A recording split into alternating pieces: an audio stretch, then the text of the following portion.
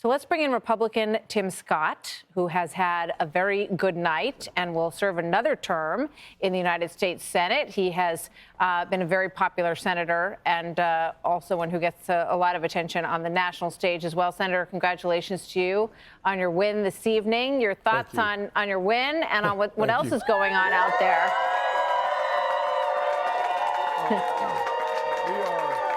We are really excited where we are today. Hey, Senator, we got to get the crowd to calm down just a bit. We can't hear you. There you go. There we go. Nor could I hear you. But, okay. I'm going to assume that you asked how's it going over here. We're doing well. We are looking at the numbers around the country. Certainly, we thank God and the voters of South Carolina for an opportunity to continue to represent them for the next 6 years. Looking around the country, I'm really excited. I'm still leaning into the Republican wave.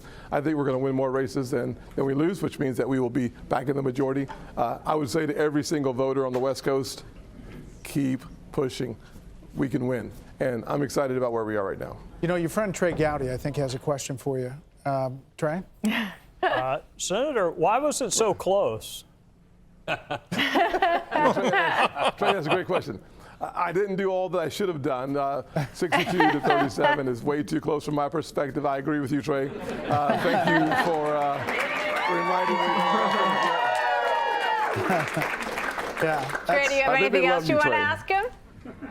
I am not going to ask you what they're asking me, what your future plans are. My guess is just to go to bed and get some sleep. Are those your future plans?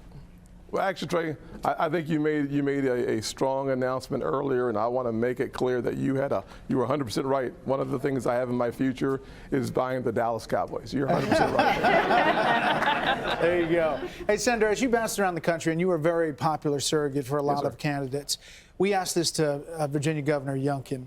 What did you see coming back as far as the issues, and what do you take from that to, if Republicans control the Senate, what you all are going to do with a Democratic president? Yeah, but the one thing we have to do is create the contrast between the Biden administration and common sense. So if you think about the fact that we have enough energy resources in this country to be energy independent, we should focus on that as a priority. You think about 19 months of inflation outpacing pay increases. That means that Biden has delivered a pay cut to the American people. 8 months, over 8%.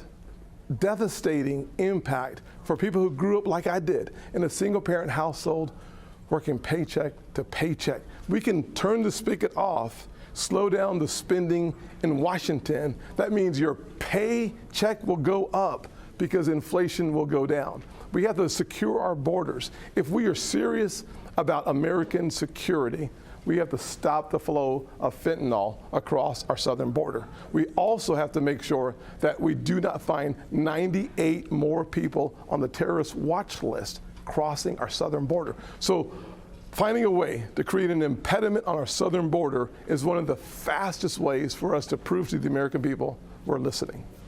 So, you know, as we look across the state right now, across the country right now, there's still this question about whether or not there is a red wave this evening. And it seems to be a bit tempered, at least at this moment. And if that is the case, why do you think that is?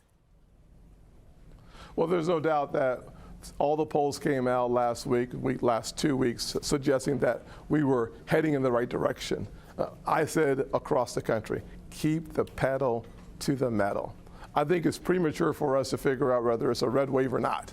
I would suggest that we should continue to focus on those battleground states. The good news is the states that were in question, Georgia, North Carolina, Wisconsin, Ohio, we're still in really good positions there. Pennsylvania, I'm still very optimistic. And then the pickup states, you think about where we are going to be in Nevada and Arizona State. In Arizona, I think we still have a strong chance to finish strong. Senator Scott, we appreciate your time, and you can cue the people behind you. Okay, let's hear from the people behind me. All right, have a good night, sir. Moms for Tim Scott there. Thank you. Hey, Sean Hannity here. Hey, click here to subscribe to Fox News YouTube page and catch our hottest interviews and most compelling analysis. You will not get it anywhere else.